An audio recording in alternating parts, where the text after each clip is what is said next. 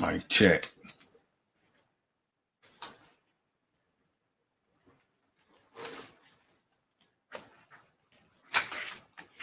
Yo, if you can hear me, you give me a 1.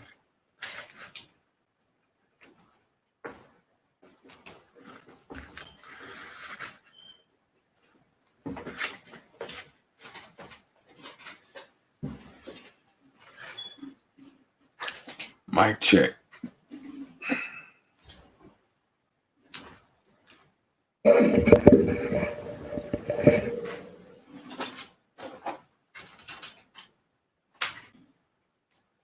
Mic check. 1, 2, 3.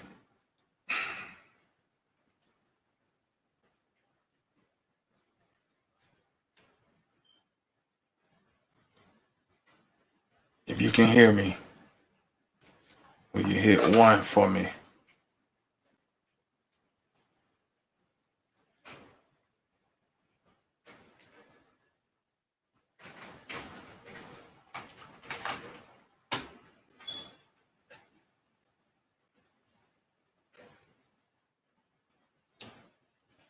One, two.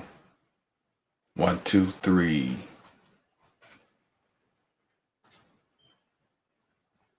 Mic check. 1, 2.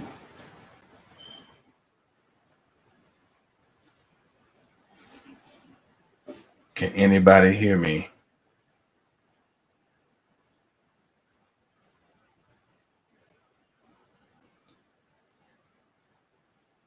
1, 2, 1, 2.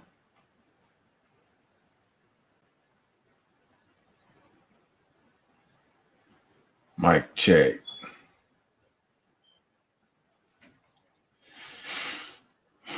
Well, I hope I can be heard. What's up? See if I can move this camera around a little more.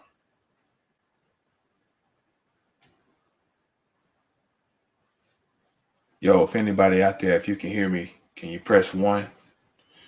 Just so before we get going.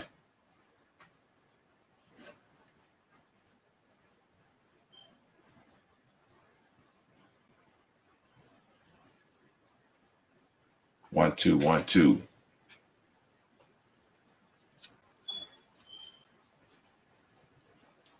Okay, there we go. Yo, what's up? Dab Dunlap in the house. Okay, so this is kind of an impromptu little get together. Couple things I wanted to chit chat. So the title is Saturn-Jupiter conjunction a year later.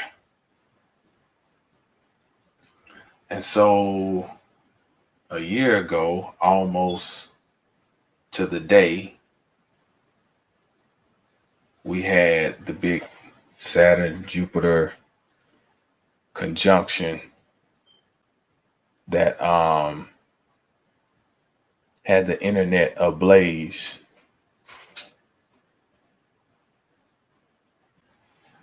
And a lot of people were really excited about it. And of course, like everything else on the internet, it came and it went, and it got buried under the next headline. So I just wanted to talk about that. What was the significance of it? Was it just another fad, another trend, or was there really something with that? I think it was.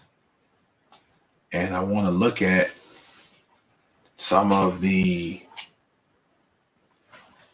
energy, I guess, signatures of that moment and up until now.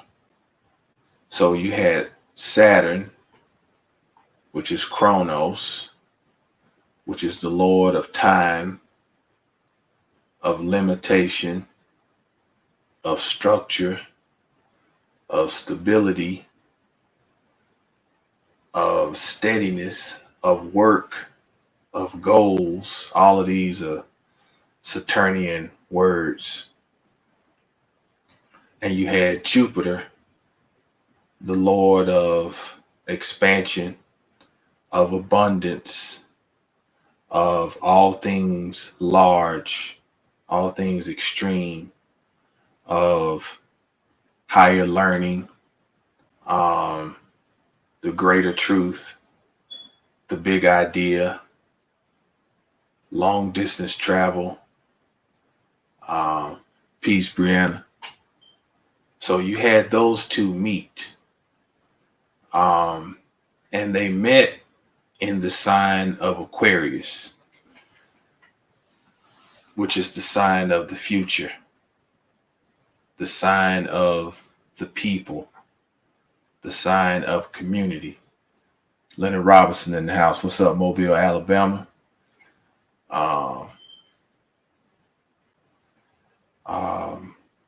You had those two dynamic forces meeting in that sign. And so what I think was of equal significance of those two meeting up was the fact that at the time that happened, the North Node was in Gemini, as it still is in Gemini. It was at 19 degrees of Gemini. And I think that might have got kind of lost in the conversation. In Western astrology, Western tropical astrology, the nodes are looked at as evolutionary, especially the North Node, an evolutionary light post, a beacon of sorts that says, hey, look up and set your trajectory in this direction. So to me, it would seem like everything that would commingle between the energies of Saturn and Jupiter would have to be framed inside of how does it align with moving towards the North Node. And so I want to read a few things that I think are interesting. First and foremost, I want to start with the fact that the zodiac arguably is of the nature, well, it is of the nature of every sign present in it. But there's something very unique about Gemini as it applies to the zodiac. Now, before we had that alignment in Aquarius, I got the inspiration to produce these learning tools I used to talk about, 5 of them. And this particular one is called the Hidden Astrological Etymology and Symbology. And it's an aspect that's rarely mentioned in regard to astrology. When we look at Gemini, we know that Gemini represents the twins. And whenever we say twin, we mean two. Any word with the the TW in it, denotes two. Just like the word two, TWO.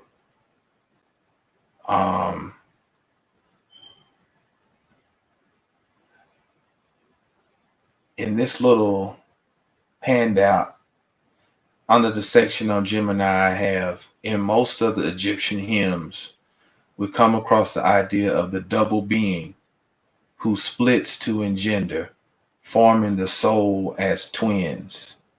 The letter Z is associated with the twin circles, or as above, so below. The twins are 2 elements multiplied by the 2 powers, equaling 4. 4 is fire. In the ancient Druidic ceremony, festival of the mistletoe culling, twin white bulls were brought to the foot of the oak tree.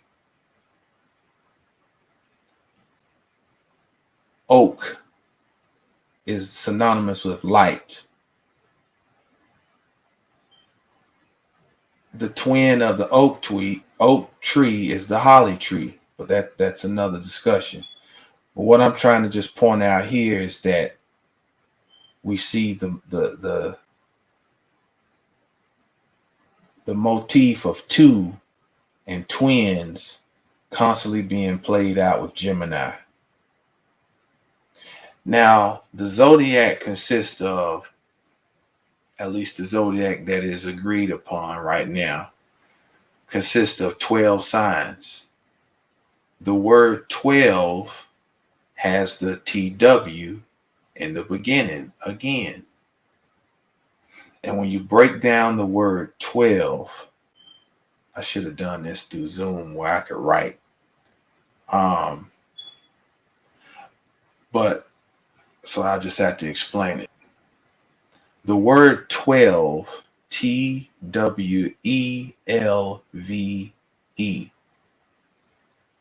You have TW, right? Remove that, put it by itself.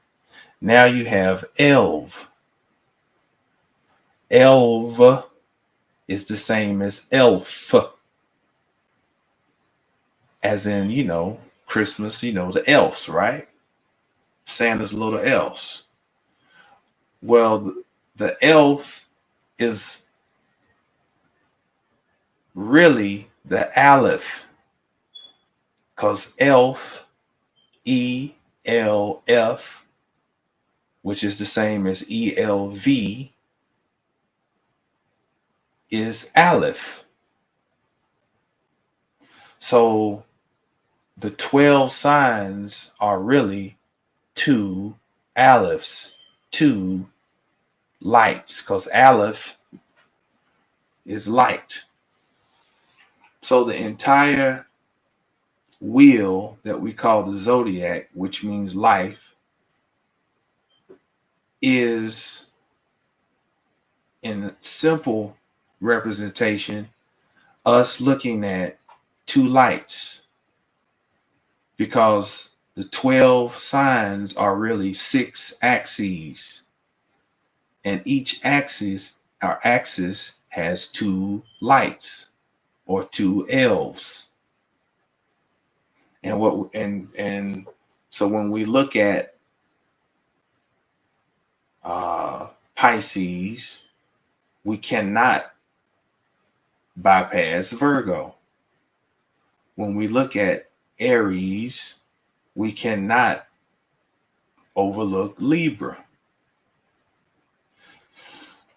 So what I'm saying is that the fact that there are 12 signs and that 12 correlates with the twins in Gemini, it gives Gemini great significance as far as the zodiac. We could say that the zodiac is of the nature of Gemini.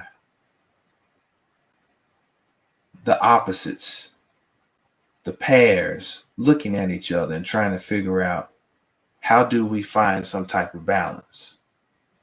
Okay. Now, Gemini is ruled by the planet Mercury.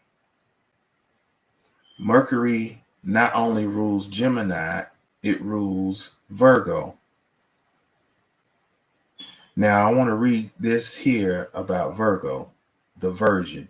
As Mary the Virgin, also represented as Mania, as in moon, also as Maya, the mother of Mercury. So in essence, Mercury doesn't rule Virgo. Mercury is in its home in Virgo, as in with his mother. Okay. But again, this is Virgo, the Virgin. Now, in a couple of days, the ceremony that everyone deals with, well, not everyone, that most of the world, or a good bit, especially in the Western Hemisphere, deals with, is the so-called birth of the Christ figure, who's born to whom? A virgin. So if Maya is the mother of Mercury and she's associated with Virgo, then Mercury is another representation of the Christ figure. And so the document continues. It says, Maya, the mother of Mercury, who is the Logos, the word that in the beginning was God and that also was a God. Okay. So keep that in mind. Gemini, the twins, associated with Mercury. Virgo, the Virgin Mother, associated with Mercury, which then puts Mercury in the same lane as the Christ. So now, with that laid down as a foundation, I want to go to this. This is called The Lost Books of the Bible and the Forgotten Books of Eden. I want to read something. This is from the Infancy Gospel. Okay. Now, it says about the young so-called Jesus. At this, let me read here. The Lord Jesus' father said to the master, "Take notice how I say to thee." Then he began clearly and distinctly to say Aleph, Bet, Gimel, Daleth, and so on to the end of the alphabet. At this, the master was so surprised that he said, "I believe this boy was born before Noah." And turning to Joseph, he said, lost my place. "Thou hast brought a boy to me to be taught. who is more learned than any master. He said unto Saint Mary, This your son has no need of any learning. They brought him then to a more learned master, who when he saw him said, Say Aleph. And when he had said Aleph, the master bade him pronounce Bet, to which the Lord Jesus replied, Tell me first the meaning of the letter Aleph, and then I will pronounce Bet. But this master, when he lifted up his hand to whip him, had his hand presently withered, and he died. Then said Joseph to Saint Mary, Henceforth we will not allow him to go out of the house, for everyone who displeases him is killed. All right. This is the side we don't hear about. So he was obviously mentally acute, a sign of brilliance, a sign of curiosity. He shows mischievous too. Here's another. I want to read another segment, something out of here, because it ties into what we're talking about. Like, another time when the Lord Jesus was coming home in the evening with Joseph, he met a boy who ran so hard against him that he threw him down, to whom the Lord Jesus said, As thou hast thrown me down, so shalt thou fall, nor ever rise. In that moment, the boy fell down and died. So he was a wild boy. I mean, he was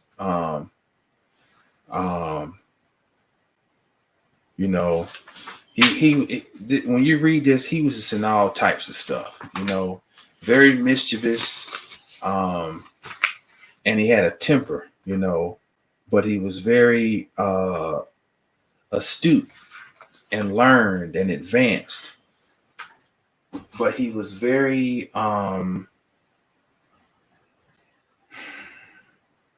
he would get very angry when his thirst for learning was attempted to be thwarted. Okay.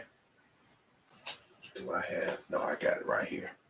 Okay. So now keep that in mind. And I want to read something from this. This is a little children's book, The Tales of Hannemann. Okay.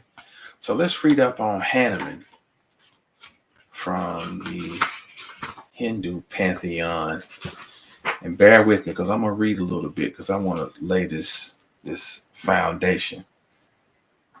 Hannemann as a child was very mischievous. His little pranks pleased his parents, who adored and loved their little son. He was known by many names. We'll skip down. Legend has it that one day when Kasari was away, and Jana laid baby Hannemann in a cradle of leaves and went out into the forest to gather fruits for the sages. After a while, little Hannemann had been asleep, woke up. No, little Hannemann, who had been asleep, woke up.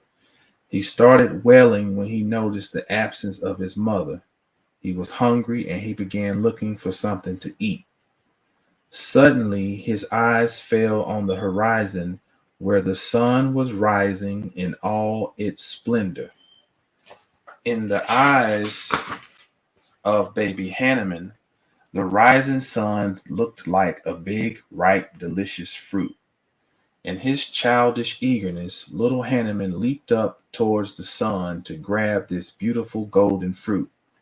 Having been blessed by his father Vayu, the god of wind with the power to fly, Hannemann was soon flying at a great speed through the sky towards the sun. The gods were astonished to see him take off in this awesome fashion. They were soon saying amongst themselves, if in his childhood he is capable of achieving such speed, what would be his strength when he grows up? Seeing his little son streaking up towards the sun at such a terrific speed, Vayu, the god of wind, turned cold with fear. He hurried to protect his son from the scorching heat of Surya, the sun god. It so happened that this was the day of the solar eclipse. Keep that in mind. As he streaked towards the sun, little Hannemann saw Rahu proceeding to swallow the sun as he always did. He stopped as he saw Hannemann moving towards the sun god. When Hannemann saw that Rahu was going to swallow the sun, he presumed it as a threat to his delicious, fruity meal. In an attempt to save his fruit, he scared Rahu, who fled from the scene in terror. The faster Rahu fled, the faster flew the little monkey in pursuit. He did not seem to tire at all. Rahu, who was now in a state of complete panic, went to Indra, the king of Swarga, for help. Protect me, O Indra. I am being pursued by a little monkey who seems to be unstoppable, cried Rahu, panting with exhaustion. Indra, the king of gods, was furious at the audacity of the small boy. He was not at all amused to see what was going on. That naughty little monkey, whoever he is, must be taught a lesson, he declared, and he gave the baby Hannemann, listen to this, a mighty blow with his special weapon, the Vajra or the thunderbolt. So powerful was the blow that the little Hannemann fell unconscious on the ground and broke his chin. Vayu, who was not very far behind, arrived at the scene. When he saw his beautiful little son dealt with so harshly and lying in such a pitiful state, the mighty god of wind was greatly angered. In his grief and rage, he picked up his son, the little Hannemann, in his arms and took him inside a cave.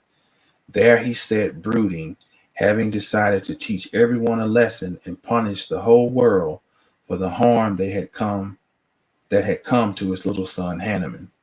No longer did he blow about on the earth. This led to a panic among the gods. I'm going to stop right there because I think that's enough. I want to point out a few things. Indra, the king of gods. Now, who does he align with? Indra is Zeus in Greek mythology. How do we know for sure? Because Zeus is the god of thunder. Indra was struck by a mighty blow, the Vajra or the thunderbolt. Okay? Now, Rahu is the north node in Vedic astrology. Ketu is the south. And so when it says it's an eclipse, when the north node is within 18 degrees of the sun and the moon, we have an eclipse. Okay. So Hannemann is chasing after the sun. Well, Mercury is never farther than 28 degrees from the sun. Mercury chases the sun. And this story is an astrological story in many ways. Hannemann, basically, it says that it says his eyes fell on the horizon where the sun was rising at its splendor. And it says, in the eyes of baby Hannemann, the rising sun looked like a big, ripe, delicious fruit. So, in other words, it's kind of saying like he kind of had a little confusion. Well, when Mercury gets within 14 degrees of the sun, it is called combust the sun. Okay? It is being burnt up by the rays of the sun. And so we're seeing Hannemann acting out the orbit of the planet Mercury as it gets close to the sun. Now, with Indra being in the story, we now have the sign of Sagittarius brought into the picture, because Indra, as he relates to Zeus, which is Jupiter, rules the sign of Sagittarius. Okay? Now, Sagittarius is the sign of the teacher. All those attributes I laid out about Jupiter, that is the representative of Sagittarius. Long distance travel, long distance eyesight or perception, the big idea, the great truth, religion, what is far away. Gemini, which is on the axis with Sagittarius, is about what is up close. What can I see right around me? That's why it is short distance travel. It is details upon details. It is questions. It is the student. Sagittarius is the teacher. Gemini is the student. Gemini is associated with Mercury, which is Hannemann, which is the little baby Christ. Okay? So, when Jupiter, which rules Sagittarius, was conjunct Saturn on December 24th of 2020, the North Node was in the sign of Gemini. So at that time, if we just put just those three together, and the fact that Saturn and Jupiter were in the sign of Aquarius, which is the future, let's see if we can create something,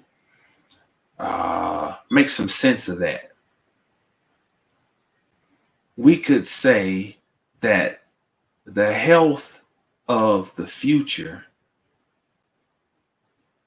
depended on our ability to become students starting in May of 2020 when the North Node entered Gemini, reaching a pinnacle a year ago when Saturn and Jupiter were conjunct in Aquarius. The gifts that everyone made such hoopla about Saturn and Jupiter, it would suggest that the gifts would come about through each individual and us as a collective taking on the persona of the student.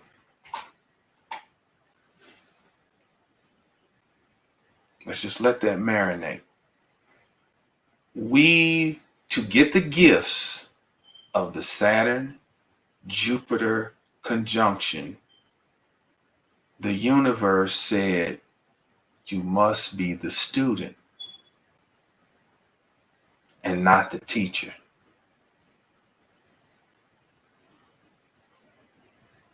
Okay?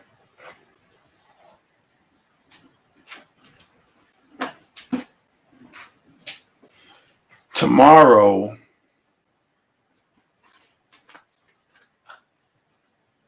Saturn, for the third time, will form a square, an exact square. It's been squaring Uranus all year. All year. They were exact. The square was exact in February. Then it was exact in June. And it'll be exact again for the third time tomorrow. Or pretty much right now. Okay? So Saturn is still in Aquarius, the future.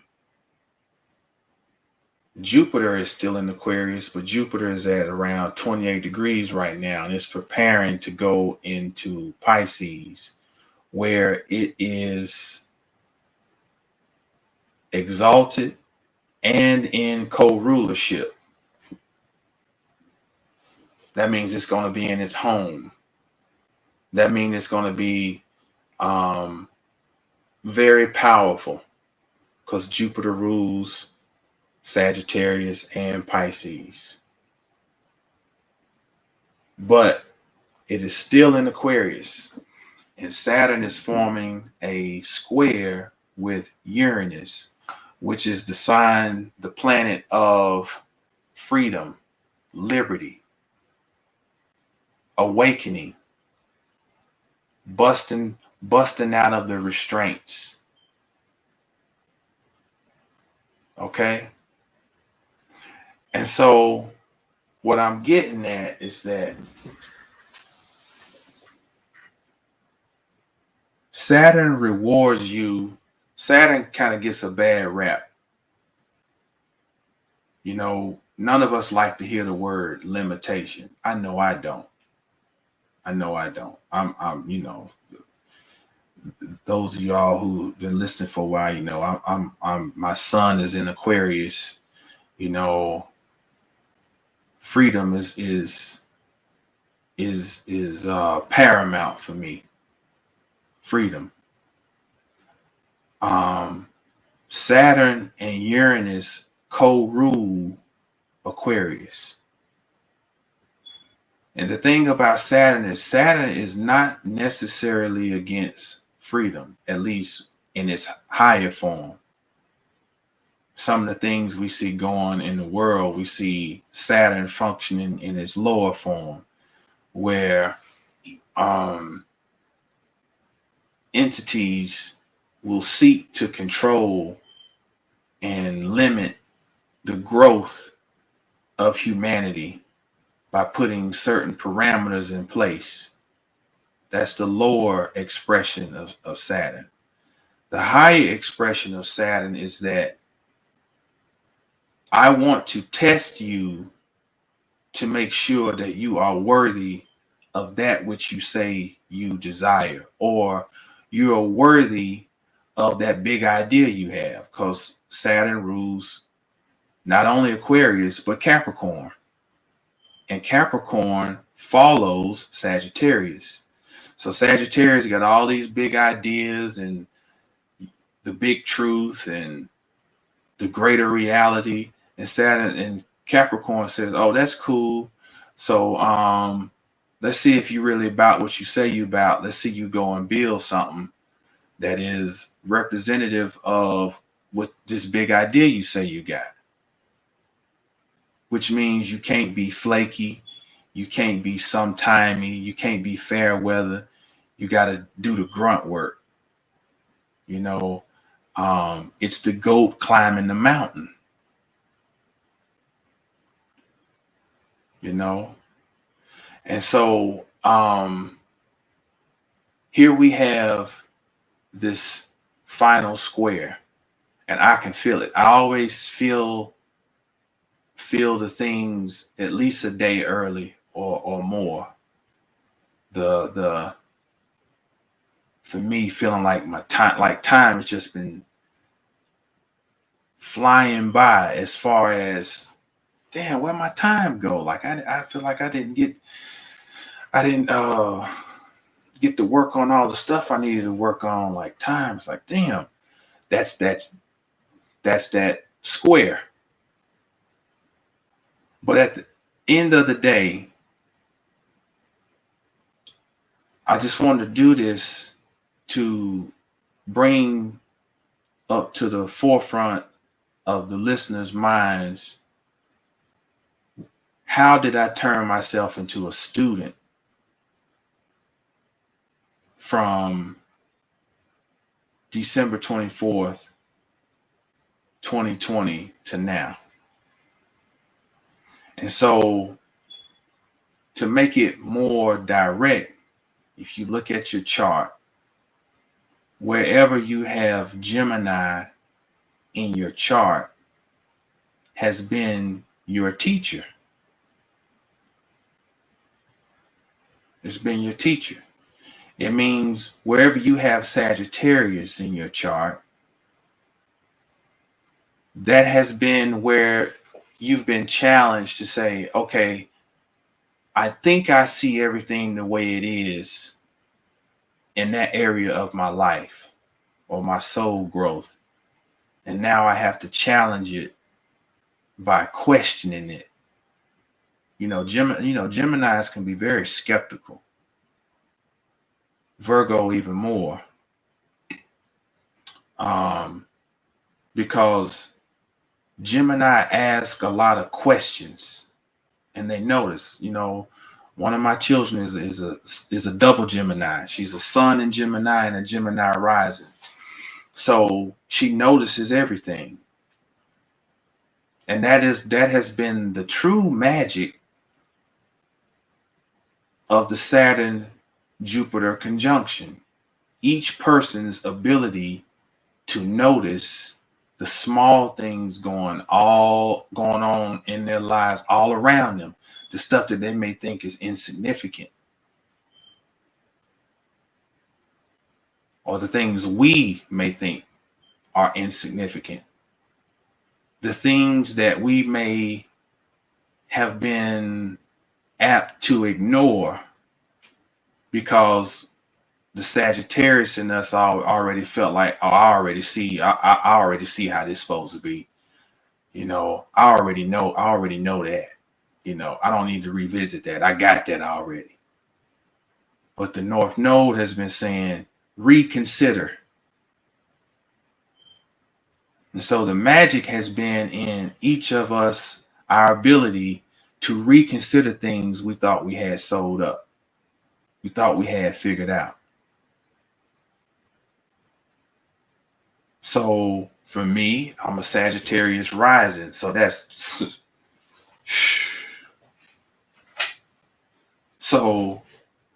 that's my whole identity. None of us escapes. You don't have to, I say this, you don't have to believe in astrology. You don't have to. It don't matter. I heard another astrologer say it's like you don't have to believe in a hammer. But they didn't say it this way, but I'm gonna say it this way. But if somebody busts you upside your head with a hammer, you gonna know what damage a hammer can do. You don't have to believe in it. So these things are real. And so for me, it's been like I've had to continue the process of re-examining who I believe myself to be. Now, the fruit of this is that before that conjunction, I did not put myself out as an astrologer. Okay. I had nothing like a cloud settled down on me and I got all these divine messages and where I would be up on stage with my eyes closed and telling people there will be 16 toes sprouting on your foot. Applesauce will flow from the nectar of your bosom. And it wasn't nothing like that. But something did happen, though, shortly after that conjunction. I started noticing my ability. I started noticing that what I had been studying about astrology prior became suddenly more important to me. Now, for me, I was born on the day of Mercury. I was born on Wednesday. My sun is in my third house, the house of the Gemini house. So Geminian mercurial things are second nature for me. So if I make my mind up that I'm really, really, really interested in something, I can learn it at rapid, rapid, rapid speed. Okay? That's the most magical thing that happened for me. Is in January, after that conjunction, I said, you know what? I really, really want to. I really want to do this astrology. Like, you know what? I think I might want to just do it for real. Like, actually be doing readings. And what would take? I don't know. I'm not gonna say what speed somebody else could learn certain things. I'm not even gonna go there. But I know me. And I know that period from then up until now has been magical. I was working, my regular job and hating every minute of it. Every second of it. Hated it. You know, um, didn't feel like it had no purpose. You just doing the same stuff over and over. I'm writing for these people who are already rich. I'm helping them get richer. I don't have no passion for it. I love to write, but I didn't want to write about that garbage. But when I made my mind up and I knew I was ready and I put myself out there in the world to start practicing,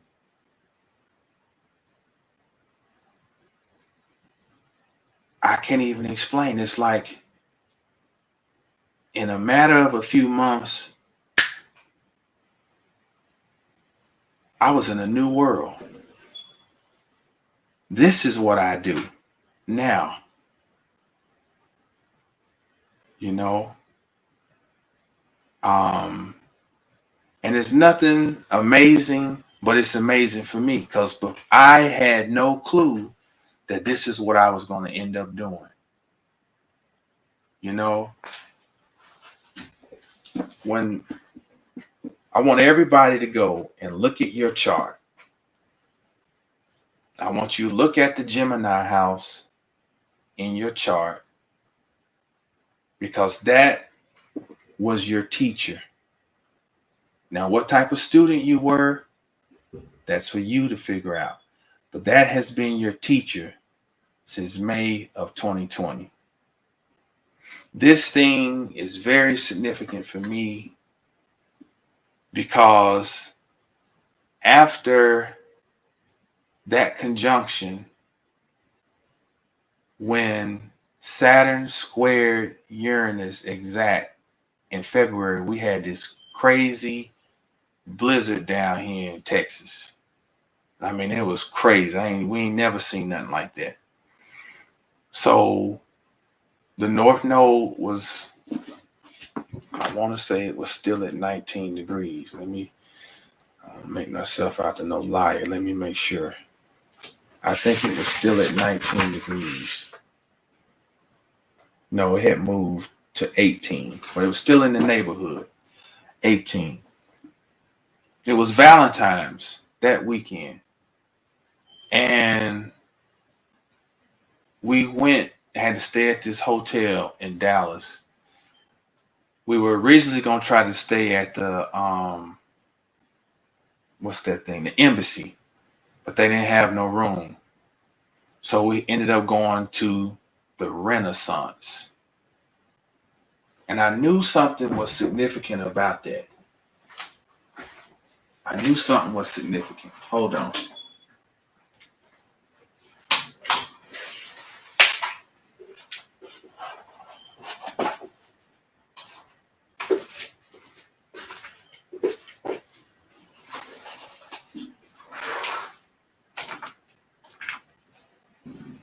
And because I knew something was so significant, I kept the room keys. You know, Renaissance.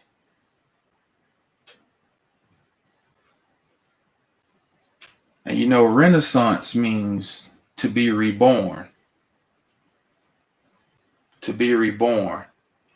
Now, at this time, at the beginning of 2021, I had been in Texas for 19 years. It was 2002 that I moved to Texas. Okay.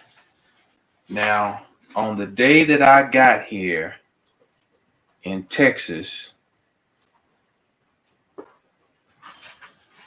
was June. The North Node was at 17 degrees of Gemini. 17 degrees. On this day that we get out there to Dallas and we're staying at the Renaissance, the North Node is at 18 degrees of Gemini. Now, why is that significant? Because it takes around 19 years for the nodes to move through the complete cycle of the zodiac. So I was almost at the same spot where it was when I moved down here. And so the universe sets it up to where we end up staying at the Renaissance Hotel, which if I remember correctly, the address is 2222 what is that? Stemmons Freeway. 2222. We're getting ready to go into the year 2022. My birthday is February 2nd, 2022. Now that's a whole lot just to be just what they say coincidence. So, and I didn't know at that time in February still that I was going to be this fast, this deep into what I'm doing now. What I'm saying is I allowed myself to be the student, and in many instances reluctantly. Now, as far as the astrology, there was no reluctance about being the student, but I also had to allow myself to be the student as it applies to my relationship, because if Sagittarius is in my first house, then the house across from that is your seventh house, the house of relationship, also referred to as the house of open enemies. Because enemy means opposition. Your mate is your opposition. It's your opposite. See, look how funny words are. Opposition sounds like we got a fight going on. Opposite doesn't sound as harsh. And complement sounds even less harsh. But for something to complement you, it has to oppose you. That's what all the signs are. Leo complements Aquarius. Taurus complements Scorpio, but they're also opposites. And they're the same at the same time. It's the great paradox. All the while this has been going on, I've been literally having what's called the midlife crisis. Like that's an astrological phenomenon. When Uranus is opposing the sign that it was in when you're born, that's literally the time of the or like I said in one video, midlife Christ is. because Uranus, again, is a planet of awakening. Now, at the same time, if you can, those of you who know a little astrology, if you can picture a wheel in your head, if you have Scorpio and Taurus, fixed signs, well, my Sun and Saturn form a cross with the Scorpio and Taurus houses, because my Sun is in Aquarius and I got Saturn directly opposing my Sun in Leo. So this year has literally felt like being nailed to the cross, especially when it comes down to time and the sense of freedom. So while you having this awakening, and while you having this realization that I need to be the student, you also feel like you're being restricted and you're being held back. And so I want to say this in regard to that. Whatever any of y'all is going through or have been through, life can make you feel like, what's the point of all this shit? The beauty that I've found in being able to look at my own clock, forward, present, past, is that I can find purpose in my struggles. You know, they always say that Jupiter is associated with luck, right?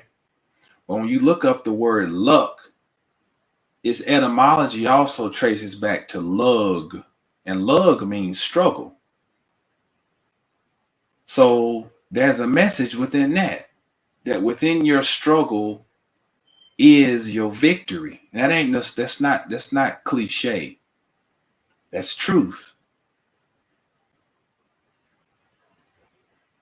Within your struggle is a jewel hidden.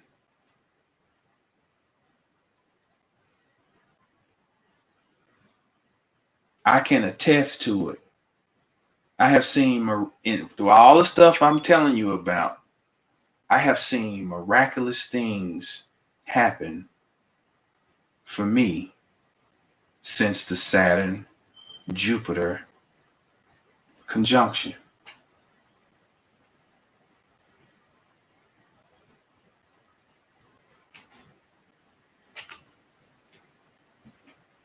Anthony X said, "Can you break that? What part you talking about, Anthony?" You said, "Break that down."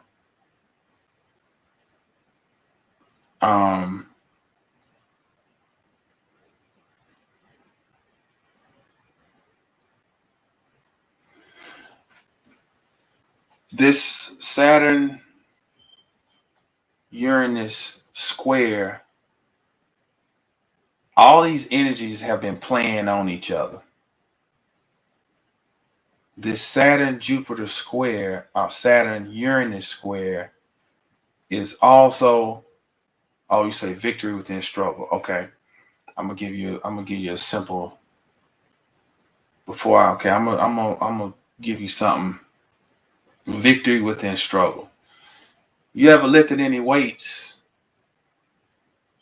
When you're lifting, the whole thing of lifting weights and resistance training is that you got three basic phases. You can lift for stability, for strength, and then for power. When you're lifting for stability, you know, you're going to use lighter weight. You're going to do higher reps. You know, somebody's just now starting out. You have them doing 15, 20 reps. And you're trying to just get the nervous system in tune with moving. Okay? You're trying to get them accustomed to moving in space. And all of these deal with the mutable signs. You know, your proprioception, that's Pisces. Pisces feels everything. So a lot of people are uncoordinated. So you got to get them to be able to move in space. Train their nervous system, that's Gemini. to understand the overall goal of the exercise as Sagittarius, to really be on top of their technique. That's Virgo. So you're moving, right? That's cool. But if they want to actually start to build some muscle, now they have to increase the weight. And so now this is where some people hit a plateau, because the increase in weight makes them start to feel like a failure. Because you were giving them 5-pound dumbbells, they're doing 15 reps. It's like, oh, okay. Oh, I'm sweating a little bit. But now you increase it to some 12-pound dumbbells, and now they're starting to feel a little struggle because the weights have gotten heavier. But the thing is, for them to build muscle, you can't sit around and do 15 reps with 5 pounds forever. You're not going to build no muscle that way. Your body adapts. Our souls adapt. Our souls need a measure of struggle in order for it to grow. It's light. So the message is that the victory within struggle is to see that sometimes you can't see it when you're in it. Astrology gives you the ability to be able to look back over your life and see, oh man, that's why that happened. Then it gives you a little something to move forward with, because you can see that struggle that I was dealing with, first of all, I survived it. Then, in addition to surviving it, I can see where, oh, I matured. I figured out a new skill. I learned more about myself. I learned how to start sitting with myself, analyzing myself. All these things are victories that could not have been achieved unless there was struggle. That's what I mean.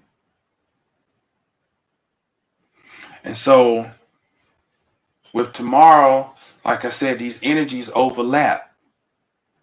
Jupiter looking way down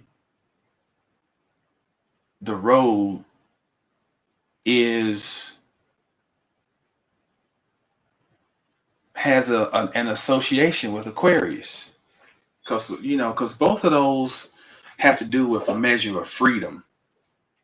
If you got a goal that's way down the road and you got this big idea, there's already freedom encoded in the thought of having a big idea. Big and contraction don't seem to go together. Okay.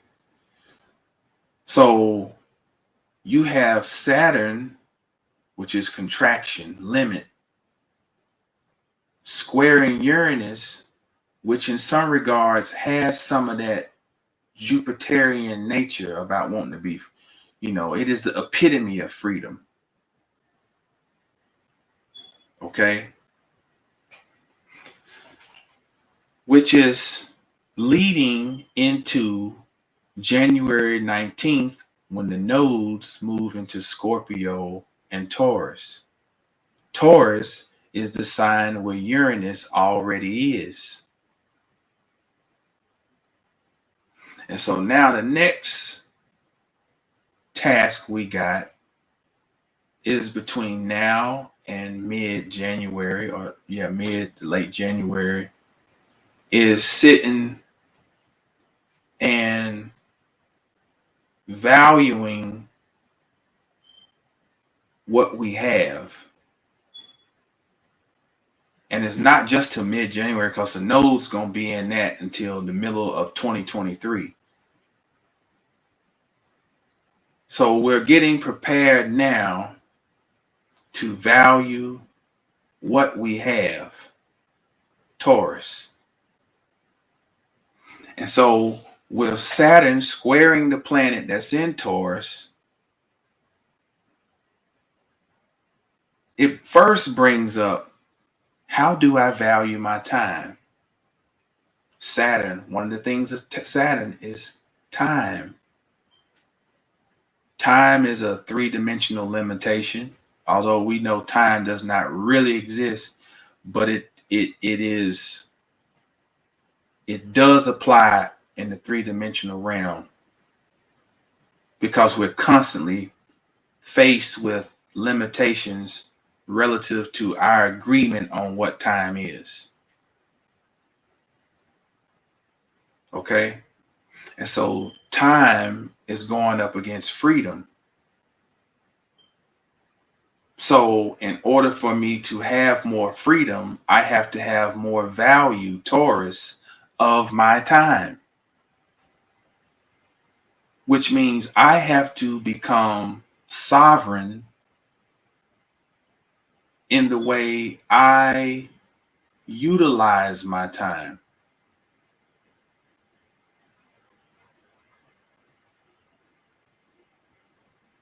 Because Saturn pays you when you pay Saturn what it wants. It wants dedication. It wants discipline. It wants consistency. It wants you to work. And then it rewards by saying, okay, yes, this candidate here has done the required work. He or she is now ready to progress to the next level, which is what Uranus wants. It wants freedom.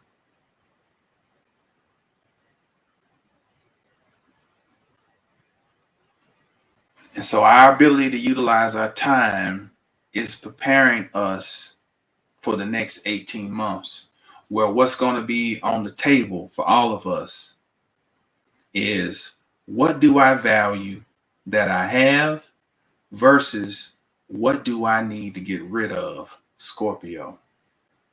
What am I holding on to that I need to let go of on all levels?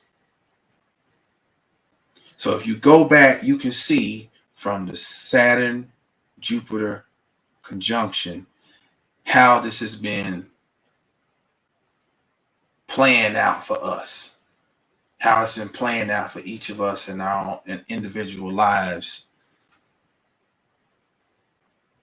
Overlapping struggles. You know, Anthony, you say discipline, that's something you struggle with. And I get it. We all struggle with discipline in some form or fashion. You know, one thing I tell my clients is that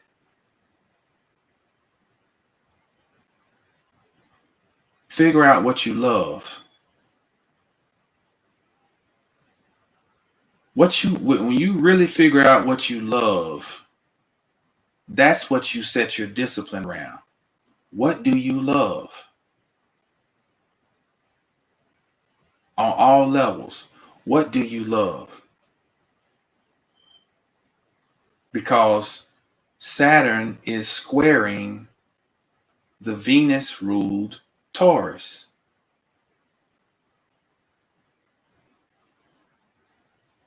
So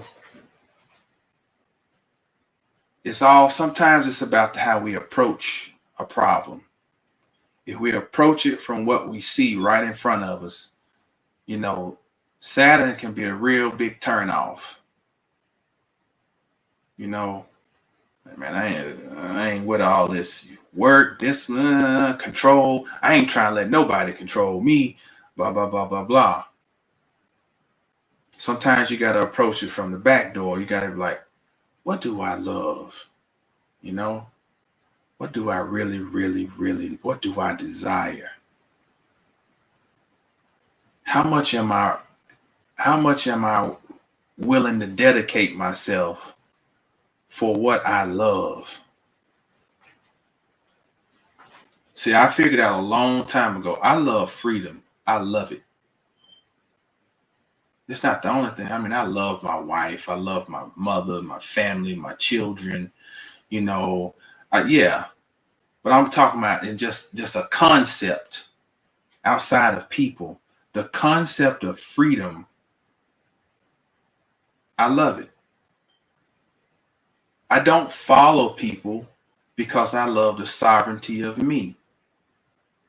I don't like people telling me what to do because I feel like I have an idea how I want things.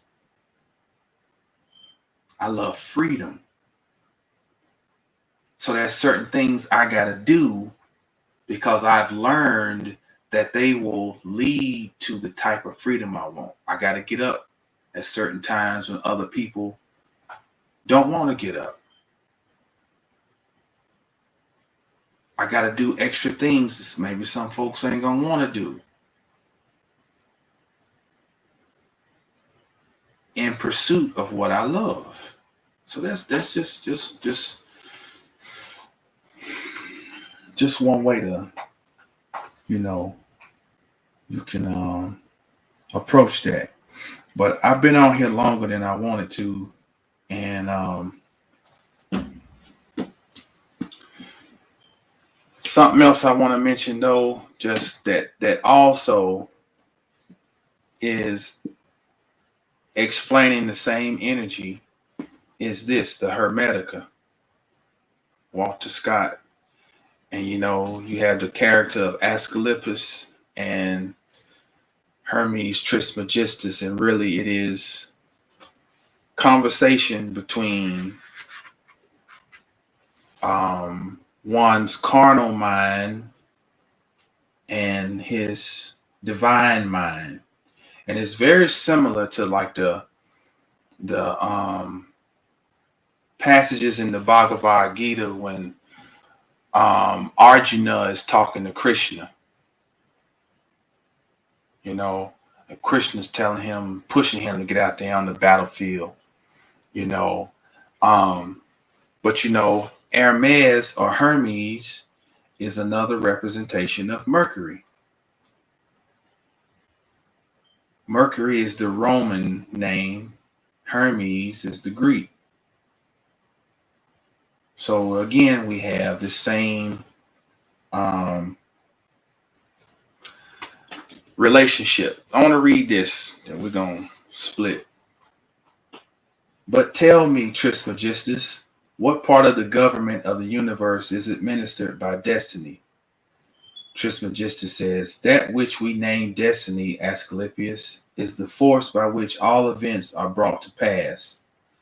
For all events are bound together in a never broken chain by the bonds of necessity. Destiny, then, is either God himself, or else it is the force which ranks next after God. It is the power which, in conjunction with necessity, orders all things in heaven and earth according to God's law. Thus, destiny and necessity are inseparably linked together and cemented to each other. Destiny generates the beginnings of things. Necessity compels the results to follow. And in the train of destiny and necessity goes order, that is, the interweaving of events and their arrangement in temporal succession. There is nothing that is not arranged in order. It is by order above all else that the cosmos itself is born upon its course. Nay, the cosmos consists wholly of order. Just something to chew on. You can find me at 720astrology.com for your multitude of readings, birth chart readings, couple readings, children's readings. 2022 is coming. If you go to the home page, you'll see that I have the banner up. You can get your 2022 forecast. You know that when you go, before you start your day, you might turn on the news and see, is it going to rain? Is the sun supposed to be out? Your yearly forecast is not fortune telling. I don't do fortune telling, but it can at least let you know when certain seasons are ripe for you to do certain things. All right. Also let you know when there's certain seasons to maybe take shelter and so forth. So yeah, you can visit 720astrology.com. Other than that, just wanted to come on here and chat on that. Hope it made sense. Thank you, everybody. Digital Music Art, Brianna, Leonard, Glam Gold, Dark Truth, Anthony X. As always, y'all stay down till you get up. When you get up, stay down. Peace.